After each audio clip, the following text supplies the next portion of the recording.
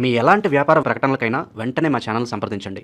ప్రస్తుతం మనతో పాటు ప్రముఖ ఆధ్యాత్మికవేత్త వేదిక్ ఆస్ట్రాలజర్ గోనుగుంట్ల సురేష్ బాబు గారు మనతో ఉన్నారు. గురువు గారితో మాట్లాడేద్దాం. నమస్కారం గురుగారు. మణికంఠ గారు నమస్కారం అండి. ఓం గం గణపతియే నమః. స్వర్ణలక్ష్మి నమస్తే అస్తు. పరబ్రహ్మ స్వరూపిణి రాజ్యం దేహి ధనం దేహి సర్వకామాంచ దేహి మే. గురుగారు, మనకి తెలుగు పంచాంగం ప్రకారం మన ఉగాది నుంచి కొత్త సంవత్సరం అనేది మనకి ప్రారంభం అవుతుంది. అసలు ఈ రోజు మరి ఉగాది, ఈ రోజు అసలు ఏం చేసుకోవాలి? సో మనకి కొత్తగా స్టార్ట్ చేసే వాళ్ళు ఉంటారు, చాలా మంది రెజల్యూషన్ తీసుకుంటారు. ఈ సంవత్సరం నేను ఇలా చేయాలి, నేను ఇది అచీవ్ చేయాలని చెప్పి చాలా మందికి కొన్ని గోల్స్ ఉంటాయి. జీవితంలో ఎన్నో కష్టాలు ఉన్నప్పటికీ ఈ రోజు ఎటువంటి పరిహారాలు చేసుకోవడం ద్వారా మనకి సంవత్సరం అంతా బాగా కలిసి వస్తుంది అంటారు. అలాగే మనకి ఉగాది నుంచి ఏ రాశుల వాళ్ళకి అద్భుతంగా ఉంటుంది, ఎవరికి కాస్త ఇబ్బందికర పరిస్థితులు ఉండబోతున్నాయి, మరి వాళ్ళకు కూడా మంచి పరిహారాలు తెలియజేయండి. సో వెరీ ఇంట్రెస్టింగ్ క్వశ్చన్ అండి. ఫస్ట్ ఈ ఉగాదిని మనం ఎందుకు సెలబ్రేట్ చేసుకోవాలంటే, మన మహర్షుల పూర్వకలో చైత్ర మాసానికి, అంటే చిత్తా నక్షత్రంలో ఎప్పుడైతే పౌర్ణమి ఉంటుందో దాన్ని చైత్రమాసం అంటారు. ఇలా ఒక్కొక్క సంవత్సరానికి 60 సంవత్సరాలు ఉంటాయి. ఈ 60 సంవత్సరాలకు ఉన్న పేర్లు నారద మహర్షి యొక్క కుమారులు పేర్లు. మనం ఇవి ఉంటాయి కదండి, పరాభావనామ సంవత్సరం, విశ్వావసునామ, ఇవి ఎలా వచ్చినాయంటే నారద మహర్షి యొక్క కుమారులు. వాళ్ళు ఎవరంటే ఈ సృష్టిని ఒక్కొక్క సంవత్సరం ఒక్కొక్క వ్యక్తి రిప్రజెంటేషన్ చేస్తూ ఆ యొక్క ప్రోగ్రెస్ని రికార్డ్ చేస్తూ చక్కగా కాపాడుతూ చూస్తూ ఉంటారు. తను రిప్రజెంటేషన్ చేస్తూ ఉంటారు. ఈ పరాభావనామ సంవత్సరంలో అపజయాలు జరుగుతూ ఉంటాయి, పరాభావాలు జరుగుతూ ఉంటాయి, అవమానాలు జరుగుతూ ఉంటాయి అని చెప్తూ ఉంటారు. ఎందుకు చెప్తూ ఉంటారంటే, మనిషికి భావం అంటే అభావం అంటే ఇన్సెక్యూరిటీ ఉంటుంది. అంటే దూరంగా, అంటే మనం ఇన్సెక్యూరిటీకి దూరంగా ఉండాలి. ఎందుకంటే ఎక్కువగా అవమానాలు జరిగే విధంగా అవకాశం ఉంటుంది. ఎప్పుడు అవమానం జరుగుతుంది చెప్పండి? మనం ఎప్పుడైనా ఏదైనా గనక రహస్యమైన పనులు చేస్తే, నిగూఢంగా చేస్తే, అలానే మనసులో ఒకటి పెట్టుకొని లోన ఇంకోటి ఏదో చేస్తే, ఇది బయట ఎప్పుడు పడిపోతుందో, మన గుట్టు ఎప్పుడు బయటపడిపోతుందా, మనలో ఉన్న లొట్టతనం బయటపడుతుందా అని మనలో ఉన్న ఒక వీక్నెస్ని బయటకి ఎక్స్పోజ్ అవుతుంది. కాబట్టి ఈ టైంలో మన మహర్షులు ఏం చెప్తారంటే, కొన్నిటికి దూరంగా ఉండాలని చెప్తారు. ఎందుకంటే పరాభానామ సంవత్సరానికి సంబంధించిన మహర్షి అట్లాంటి పనులు చూస్తూ ఉంటాడు, ఆయన నోట్ చేస్తూ ఉంటాడు, ఉంటే బయటకు ఎక్స్పోజ్ చేసేస్తాడు. ఒక సెన్స్లో ఇది చాలా మంచిది. కొన్నిసార్లు ఇది మంచిది, మా లవర్ చాలా మంచోడు, మా బంధువులు చాలా మంచి అని అనుకుని ఒక భ్రమలో మనం ఉంటాం. ఈ టైంలో ఆ భ్రమలన్నీ పోతాయి, వాళ్ళ ట్రూ నేచర్ మీకు తెలుస్తుంది. ఇప్పటిదాకా మనం ఏదో పని చేస్తూ ఇదే సూపర్ అనుకుంటూ ఉంటాం, కానీ ఇందులో కొన్ని లోపాలు ఉంటే అవి బయటకు వచ్చేస్తాయి. అందుకని చెప్పేసి ఈ టైంలో ఇవి వచ్చే అవకాశం ఎక్కువగా ఉంటుంది. కాబట్టి అలా ఇన్సెక్యూరిటీగా ఫీల్ అయ్యే పనులు చేయకూడదు అని చెప్తారు. అంతే తప్ప ప్రతి ఒక్కరికి అవమానం వస్తుందని కాదు. వీళ్ళలో ఎక్కువ టార్గెట్ ఎవరికంటే రాజులకి, ఇప్పుడున్న పొలిటికల్ పార్టీ వాళ్ళకి, ఆ పొలిటికల్ పార్టీలో ఉన్న హెడ్లకి, లేదంటే కంపెనీలు నడిపేవాడు, నాయకత్వ లక్షణాలు కలిగి 10 మంది మీద ఒక ఏమంటారు అథారిటీ పవర్ కలిగిన వాళ్ళకి ఇంకా చాలా ఎక్కువ డేంజర్ ఇది.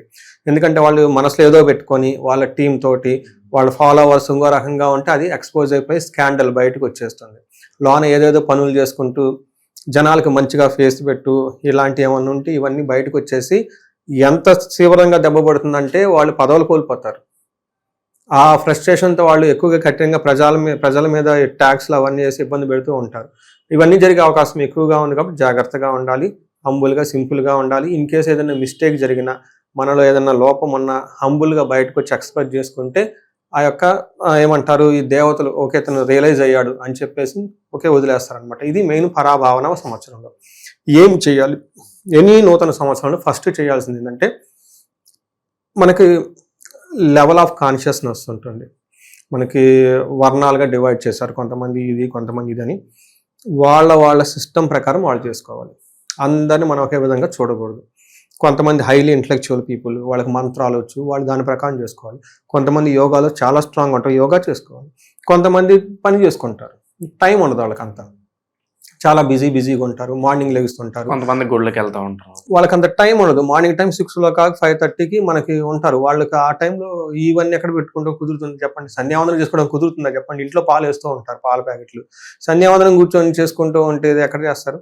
అందుకని వాళ్ళకి నచ్చిన ప్రకారం ఖచ్చితంగా ఆధ్యాత్మికంగా ఉండాలనేది మెయిన్ ఇంపార్టెంట్. రెండోది ఏం చెయ్యాలి జనరల్గా సెన్స్లో, ఒక కామన్ మ్యాన్గా కనుక చూసుకుంటే, ఉదయాన్నే లేచిన వెంటనే సూర్యోదయానికి చక్కగా స్నానం చేసి పూజ చేసుకొని మంచి సంకల్పం తీసుకొని ఆ రోజంతా యోగా కానీ మెడిటేషన్ ఇలాంటివి చేసుకుంటూ ఆధ్యాత్మికంగా ఉండటం ఓకే, అందరూ ఒక సంతోషంగా కళకళలాడుతూ ఉండటం, ఇంటికి వాళ్ళకి నచ్చిన విధంగా చక్కగా పూజ చేసుకోవటం, ఉగాది పచ్చడి తినటం చేసుకోను, లేదంటే గుడికి వెళ్ళో, వీటితో పాటు ఇదంతా మార్నింగ్ చేసుకుంటాం. ఈవినింగ్ టైం మనకి ఖచ్చితంగా గుళ్ళకి వెళ్ళే ఒక నియమం ఉందండి. పంచాంగ శ్రవణం చదువుకోవాలి. ఒక్కటికి 2 సార్లు వాళ్ళ రాశి ఏంటి, ఎలా ఉంది, దానిని ఏమంటారు, వితౌట్ ఎనీ ప్రిజుడిస్ దాన్ని 1కి 2 సార్లు చదువుకొని మంచి పంచాంగం చేసుకొని 1కి 2 సార్లు వింటూ ఉంటే ఆ హోల్ ఇయర్ జరగబోయే విషయాలు వీళ్ళకి సబ్ కాన్షియస్ మైండ్లో మనకేమవుతుంది, స్టోర్ అయి ఉంటుంది అనమాట. ఇది చాలా చాలా ఉత్తమంగా చేయాల్సిన పని. రాజుకు ఎలా ఉంటారో ప్రజలు అలానే ఉంటారని మనకి సామెతలు చెప్తూ ఉంటారు అనమాట. ఈ ప్రకారంగా చేసుకుని వెళ్ళిపోతూ ఉండాలి. పెద్ద పెద్ద ఉపవాసాలు చేసి బారులుగా నుంచోవద్దు చాలా, ఎందుకంటే it's a time for you to spend ever self అనమాట. ఇలా చేసుకుంటూ ఉండాలి. తర్వాత మీరు అడిగిన విధంగా చూసుకుంటే ఈ నేచర్లో చాలా మార్పులు వస్తూ ఉంటాయండి. ఆ మార్పుల్ని మనం గమనిస్తూ ఉండాలి. యాక్చువల్గా ఎనీ సంక్రమణ జరిగిన టైంలో, ఈ టైంలో యోగులకి కొన్ని సపరేట్ నియమాలు ఉంటాయి. ఎక్కువగా ఇంటరాక్ట్ అవ్వకుండా ఎదుటి వాళ్ళతో, ఎందుకంటే వాళ్ళ ఎనర్జీ మన మీద పడిపోతుంది. ఉదయాన్నే పోయేసి మన నెగటివ్ ఎనర్జీతో పీపుల్తో ఉంటే దాని ఎఫెక్ట్ ఫుల్ అంతా ఉంటుంది. అందుకని మనకు పెద్దవాళ్ళు చెప్తుంటారు, ఇప్పుడు పుట్టినరోజున పండగ రోజున ఏదైనా పనులు ఎట్లాంటి చేయకూడదు, దాని యొక్క ఇంపాక్ట్ ఉంటుంది. అది ఖచ్చితం అండి. అది ఎందుకంటే ఎన్విరాన్మెంట్లో ఉండే చేంజెస్ మన మీద పడుతూ ఉంటాయి. ఎందుకు గుడికి వెళ్ళాలంటే గుడిలో పాజిటివ్ ఎనర్జీగా ఉంటుంది. సో ఆ రోజున నెగటివ్ ఉన్నవన్నీ వదిలేసుకుంటే చాలా మంచిది. ఓకే, నెగటివ్గా ఉన్న ఫ్రెండ్స్, హ్యాబిట్స్ అవన్నీ వదిలేస్తే సింపుల్గా, హంబుల్గా, హ్యాపీగా, బ్లిస్ఫుల్గా ఉండటం ఆ రోజు ప్రయత్నం చేయండి. నెక్స్ట్ మోస్ట్ ఇంపార్టెంట్, ఈ వచ్చే శ్రీ పరాభావ నామ సంవత్సరంలో కొన్ని రాసులకైతే గోచార రీత్యా చాలా బాగుంది. దాని అర్థం వాళ్ళకి అంత సూపర్గా ఉంటుందని కాదు, వాళ్ళ ఇండివిజువల్ జన్మజాతకం కూడా చూడాలి. బట్ గోచార రీత్యా బాగా ఉన్న రాసుల్లో ఫస్ట్ కేటగిరీ అంటే ఒకటి కొంచెం అటు ఇటుగా నేను చూసుకుంటే మకర రాశి చాలా బాగుంది, తులారాశి చాలా బాగుంది, వృషభ రాశి చాలా బాగుంది. తర్వాత కొంచెం ఓకే అన్నట్లుగా ఉన్నది వృశ్చిక రాశి, కన్యా రాశి. అంటే వీళ్ళకి కూడా పెద్ద అయితే ఏమీ లేదు. ఇలా కొంచెం అటు ఇటుగా ఆర్డర్లో ఉన్న రాసులు అయితే ఇవి. ఏ విధంగా వీళ్ళకి బెనిఫిట్ అవుతుంది? వీళ్ళకి శని గురులు ఇద్దరు కలిసి వస్తున్నారు. అంటే శని అనుకూలంగా ఉంది, గురువు అనుకూలంగా ఉంది. చేసిన పనిలో సక్సెస్ వస్తుంది, జ్ఞానం ఉంటుంది, ఇంటలెక్చువల్ ఎబిలిటీ చాలా స్ట్రాంగ్గా ఉంటుంది, పెళ్ళిళ్ళు అయ్యే అవకాశం ఎక్కువగా ఉంటుంది. తర్వాత ఈ చూడండి, ఈ మధ్య పెళ్ళి అంటే సంతోషకరం అని మనం పాజిటివ్ అనుకుంటాం. ఈ మధ్య దాన్ని అది నెగిటివ్గా కూడా క్రియేట్ చేసేస్తున్నారు. అలా పిల్లలు పుట్టే వాళ్ళకి, తర్వాత కొత్తగా ఆభరణాలు కొనుక్కునే వాళ్ళు, వెహికల్స్ కొనుక్కునే వాళ్ళకి, అప్పటిదాకా వీళ్ళకి ఏదైనా కనుక సరిగ్గా ప్రమోషన్స్ అవన్నీ రాకపోతే ప్రమోషన్స్ రావటం, ఇవన్నీ అంశాల్లో వీళ్ళకి చాలా చక్కగా ఉండేసి బాగా గోచార రీతే చాలా అనుకూలంగా ఉందని మనం తెలుసుకోవచ్చు. వీళ్ళకి ఏం చెప్తారంటే స్వర్ణలక్ష్మి విశేష హోమం చేస్తే వీళ్ళందరికీ ధన ప్రవాహం వస్తుంది. వీటితో పాటు ఇంకెక్కడైనా హర్డిల్స్గా వీళ్ళు ఫీల్ అయి ఉంటే క్షేత్ర దర్శనాలు చేస్తే చాలా చాలా బాగా కలిసి వస్తుంది. అనేక క్షేత్రాలు చక్కగా ప్లానెట్ ప్రకారం చేసుకుంటూ ఉంటే బాగుంటుంది. ఇవి మనకి బాగున్న రాసులు అని చెప్పుకోవచ్చు. కాస్త ఇబ్బందికర రాసులు, చాలా జాగ్రత్తగా ఉండాలంటే ఏం చెప్తారు ఈ రాశి వాళ్ళకి? ఈ శని పీడలు ప్రభావంతో ఉన్న నక్షత్రాలు స్లోగా ఉండాలి. అంటే దూకుడుగా వెళ్ళే టైం కాదు. అంటే మనకి ఏమని చెప్తారంటేనండి, ఇప్పుడు ఫ్లోర్ మీద వాటర్ పడింది అనుకోండి, మనం చూడకుండా వెళ్ళిపోతే ఏమవుతుంది, జారి కింద పడతాం. అక్కడ వాటర్ పడింది, దాన్ని ఏదైనా మార్క్ చేసుకున్నాం అనుకోండి, ఓకే ఇక్కడ వాటర్ ఉంది కాబట్టి మనం దాన్ని దాటుకొని పోవటమో, తిరిగిపోవటమో, క్లీన్ చేసుకుంటాం. అందుకని ఈ రాశి ఫలాలు ఎందుకంటే కొన్ని రాసులకి ఇక్కడ డేంజర్ అని బోర్డు పెట్టారంటే అది ఏదో అవుతుందని కాదు, కొంచెం కేర్ఫుల్గా ఉండాలి ఆ మలుపుల దగ్గర, రోడ్ల మీద. అలానే కొన్ని సందర్భాలకు కొన్ని రాసులకి అంతకుముందులాగా దూకుడుగా చేయటం, తర్వాత ఎవరిని పడితే వాళ్ళని నమ్మటం, కొత్త బిజినెస్లు చేయటం, ఎక్స్పెరిమెంట్లు చేసే టైం అయితే కాదు. అలాంటి రాసులు కనుక చూసుకుంటే వీళ్ళకి మీనరాశి, సింహరాశి, ధనస్సు రాశి, ఈ రాసుల్లో ఎక్కువగా ఎక్స్పెరిమెంట్లు చేయడానికి మంచిది కాదు. ఉన్నదాన్ని చక్కగా చేసుకుంటూ వెళ్ళిపోవాలి. కొన్ని రాసులు కొంచెం కేర్ఫుల్గా ఉండాల్సిన రాశిలో మేషరాశి అని చెప్పుకోవచ్చు. మేషరాశితో పాటు మనం కుంభరాశి, ఈ రాశి కూడాను కొంచెం జాగ్రత్తగా అంటే ప్లానెడ్గా ముందుకెళ్తే బాగుంటుంది. వచ్చే ఈవెంట్స్ని, దాని యొక్క ప్రోస్ అండ్ కాన్స్ తెలుసుకోవాలి. ఇప్పుడు జనాలు ఇప్పుడు స్టార్టప్స్ చాలామంది ఫెయిల్ అవుతారని చెప్తుంటారు. దానికి కారణం ఏంటంటే వాళ్ళ యొక్క సామర్థ్యత లేదని కాదు, అలా అని బిజినెస్ లేదని కాదండి. ఆ యొక్క టైం లైన్ వాళ్ళు కన్సిడరేషన్ చేసుకోవాలి. ఏదో దూకుడుగా పెట్టేసి డబ్బులు అన్నీ జేబులు అన్నీ పెట్టేసుకుని ఈ వాటర్లు పెట్టాం, అది పెట్టి, నాకు ఎన్ఆర్ఐలు కొంతమంది ఫోన్ చేస్తుంటారు, అది చేసామండి, జాబ్లో ప్రెషర్ ఉంది కాబట్టి, బతకాలి కాబట్టి ఇమ్మీడియట్గా ఇది స్టార్ట్ చేసేసామండి, ఈ ఉన్న డబ్బులు కాస్త అందులో పెట్టుకుంటారు పోతుంది. వాళ్ళు అందులో ఆలోచించింది ఏంటంటేనండి, ఒకటి ఇన్ఎక్స్పీరియన్స్. అందుకని దేనికి ఎక్స్పీరియన్స్ ఉండాలి. వాళ్ళ ఫాదర్ ఏదో ఎంప్లాయీనో ఏదో అయ్యి ఉంటారు, వీళ్ళు కూడా ఎంప్లాయీగా జర్నీ స్టార్ట్ అయ్యి ఇమ్మీడియట్లీ వితౌట్ ఎక్స్పీరియన్స్ పెడతారు. స్టార్ట్ చేసిన వచ్చే ప్రాబ్లం ఏంటంటే ఆ ఈకో సిస్టమ్ టోటల్ ఆ టైం లైన్ ఆ యొక్క ఎక్స్పెండిచర్స్ అవన్నీ కన్సిడరేషన్ చేయరండి. దాంతో out of the pocket money అంతా పోతుంది, ప్రాబ్లం అవుతుంది. ఇది ఆ దూకుడుతనం అనేది కొన్ని రాష్ట్రాలకి ఉండదు. ఇది వాళ్ళకి కొంచెం రూల్స్ అండ్ రెగ్యులేషన్ చూసుకొని పోవాల్సిన టైం అని గమనించుకోవాలి. సో ఇలాంటి రాసులు వాళ్ళకి అగైన్ శనికి సంబంధించిన పీడలకు సంబంధించి శని తైలాభిషేకాలు, పాశుపతాలు ఇవి చేసుకుంటూ బాగుంటుంది. వీటితో పాటు ఈ పర్టికులర్గా బాగున్న వాళ్ళు ఏదేదో జుట్టు ఉన్నామో ఏ కుప్పు పెట్టినా బాగుంటుంది అంటారు. జుట్టు లేని వాళ్ళకే పెద్ద ప్రాబ్లం. అట్లా ఇందాక మనం చెప్పుకునే కొన్ని రాసులకి అంత ఫేవరబుల్గా ఉండదు కాబట్టి వీళ్ళు కొంచెం ఎక్కువగా శాపాలు ఇంకా ఏమైనా దోషాలు ఉంటే చెక్ చేయించుకొని ఈ టైంలో వాటికి సంబంధించిన పరిహారాలు చేసుకుంటే ఆ తీవ్రత తగ్గుతుందండి. ప్రాబ్లం ఉంటుంది కానీ ఆ తీవ్రత తగ్గుతుంది. దాన్ని హ్యాండిల్ చేయగల ఒక కెపాసిటీ, మైండ్ సెట్ వీళ్ళకి వస్తుంది. అంతేగాని మంత్రం వల్ల అప్పు ఓవర్ నైట్లో పోదని కాదండి. దాన్ని మన పర్సనాలిటీ, మనం చూసే పర్సెప్షన్ ఆ ప్రాబ్లంకి చేంజ్ అవుతుంది. అలాగే గురుగారు, ఇప్పుడు ఈ పరాభవనామ సంవత్సరంలో ఉన్న గ్రహస్థితి బట్టి ఏ రాశి వాళ్ళైనా కూడా ఇన్వెస్ట్మెంట్స్ అనేవి ఏ రంగాల్లో వీళ్ళు పెట్టుబడి పెట్టుకుంటే బాగుంటుంది? అలాగే గోల్డ్ పరంగా చాలా వాలటైల్గా ఉంది, ఎప్పుడు తగ్గుద్దో ఎప్పుడు పెరుగుద్దో తెలియట్లేదు. ఉగాది తర్వాత మరి మీ ప్రొడక్షన్ ఏంటి బంగారం విషయంలో? అండ్ ఓవరాల్గా అన్ని రాశుల వాళ్ళకి ఇన్వెస్ట్మెంట్స్ పరంగా ఏదన్నా చెప్పండి. సరే, ఇది ఈ సంవత్సరానికి అధిపతి గురువు. గురువు ఎప్పుడైతే ఉంటాడో ధర్మబద్ధంగా ఉంటారు.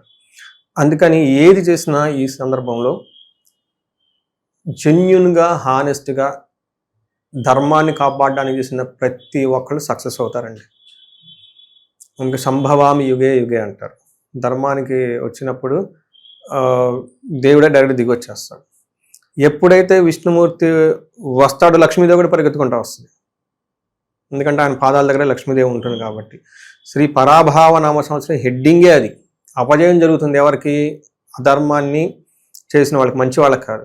ఈ టైంలో ఇంకా వెరీ ఇంట్రెస్టింగ్, చాలా మందికి తెలవంది, ఈ సంవత్సరానికి అధిపతే గురువు. గురువు అంటే ఎవరు? బంగారము, జ్ఞానము, ఎడ్యుకేషన్, మ్యారేజ్, పిల్లలు. గురువు ఏముందనేది ఏముండదు, ఆయనది హెడ్ కాబట్టి అన్ని విషయాలు జాగ్రత్తగా జరుగుతూ ఉంటుంది. కానీ గుర్తుపెట్టుకోండి, గురువు ఇండిసిప్లిన్గా ఉండి చదవకపోతే ఆయన కోపం కొడతాడు కదా. అలానే మనం జెన్యున్గా హంబుల్గా ఉంటే అదే గురువు ర్యాంక్ కూడా ఇచ్చేసి అప్రిషియేట్ చేస్తుంటారు. ఈ ఒక్క విషయాన్ని గమనించుకుంటే మీరు అడిగిన అన్నిటికీ ఆన్సర్ ఇదే. బంగారం బాగుంటుంది, గోల్డ్, బంగారం రేటు పడిపోతుంది అనేది అపోహ. బంగారం పెరుగుతూనే ఉంటుంది. ఒకరోజు న్యూస్లో ఎలా టక్కన పడిపోగానే అయిపోయి సోషల్ మీడియా. ఉగాది తర్వాత ప్రైస్ ఎంతవరకు టచ్ అవ్వచ్చు మీ ప్రిడిక్షన్ ప్రకారం? నేను అంత క్లీన్గా న్యూమరిక్స్ పట్టుకోనండి. బంగారం రేటు తగ్గిపోవడం అసంభవం, అంతవరకు గ్యారంటీ. నెక్స్ట్ ఇయర్ మాత్రం గ్యారంటీ. ఎందుకంటే గురుడు అధిపతి, గురువు బంగారానికి అధిపతి గురువే. అందుకని హిస్టరీలో ఎక్కడ బంగారం రేటు తగ్గిపోయింది లేదండి. ఇప్పుడు కాదు, 80 ఏళ్ళు తీసుకోండి. ఎప్పుడన్నా ప్రతి ఏళ్ళు మన సినిమాల్లో కూడా చూసుంటాం కదా, బంగారం రేట్ ఎక్కువ. బంగారం ఎప్పుడు రేట్ ఎక్కువే ఉంటుంది. ఎందుకు తగ్గుతుందండి? ఏదో కొంచెం ఒక రోజు 2 రోజులు పడిపోయినంత కాదు. అయితే ఈ 2026లో నేను రాసిస్తా బంగారం రేటు పడిపోదు. ఎందుకంటే దానికి అధిపతి హెడ్ ఆయన హెడ్ అయితే ఆయన ఎందుకు పడిపోతాడండి? పెరిగే అవకాశమే ఉంటుంది. అది అంతా ఏంటనేది మనకి న్యూమరిక్స్ అది నాకు అంత ఐడియా లేదు. Not so keen on that numbers అండి. ఓవరాల్గా ఈ పరాభవ నామ సంవత్సరం గురించి మంచి విశ్లేషణ అందించారు. ఎవరికి బాగుంటుంది, ఎవరికి బాగోదు. సో ముందుగా మీకు కూడా ఉగాది శుభాకాంక్షలు కూడా. ధన్యవాదాలు. సో మణికంఠ గారు, మన ఇద్దరు ఈ జర్నీ ఆల్మోస్ట్ 1 year కంప్లీట్ అయింది అనుకుంటా. ఎక్కడా మిస్ కాకుండా రాశి ఫలాలు ఎక్కువ ఛానళ్ళకి నేను వెళ్ళనండి. ఉన్న వాటిని ఒక డిసిప్లిన్గా చేసుకుంటూ వెళ్తూ ఉన్నాను. ఈ ఆతిథ్యం ఇచ్చిన ఈ మనకి భక్తి సమాచారం ఈ యాజమాన్యానికి, అలానే మీకు ఓపికగా కూర్చుని ఎన్నో డౌట్స్ అడగటం. యాంకరింగ్ అంటే అంత ఈజీ కాదు. మీరు మాట్లాడుతూ ఉండాలంటే ఈ అర్థం కాకపోయినా ముందు నవ్వుతూ మీరు వినాలి. అందుకని ఇలాంటి ఆపర్చునిటీ ఇచ్చిన మీకు, అలానే చూస్తున్న ప్రతి ఒక్కరికి కూడాను స్వర్ణలక్ష్మి అమ్మవారి యొక్క కృపా కటాక్షంతో ఫస్ట్ బ్రహ్మ జ్ఞానం కలిగి ఉండాలి. అంటే వాళ్ళ చుట్టూ ఏ జరుగుతున్నా వాళ్ళ యొక్క ఆనందం వాళ్ళ దగ్గరే ఉండాలి. వాళ్ళ ఆనందాన్ని, వాళ్ళ చిరునవ్వుని వేరే వాళ్ళు ఎవరు డిస్టర్బ్ చేయకూడదు. ఫస్ట్ అది. రెండోది, ఈ వీడియోలు చూస్తున్న ప్రతి ఒక్కరికి కూడాను నా విషెస్ ఏంటంటే, వాళ్ళకి రాజ్యం దేహి అమ్మవారి కృప యొక్క వల్ల వాళ్ళలో నాయకత్వ లక్షణాలు పుష్కలంగా ఉండి ప్రతి దాన్ని మేనేజ్ చేసే ఒక కెపాసిటీ, సామర్థ్యం వీళ్ళకి ఉండాలి. ధనం దేహి, వీళ్ళకి విపరీతమైన ధనం, వ్యాలెట్లో ధనం, ఇంట్లో ధనం, పర్సులో ధనం, పూజ గదిలో ధనం, వంటగదిలో ధనం, ఎక్కడికి పోతే అక్కడ ధనం ఉండాలి. బ్యాంకుకి పోతే ధనమే ఉండాలి. ఇది లేదు అన్న ఫీలింగ్ వాళ్ళకి రాకూడదు.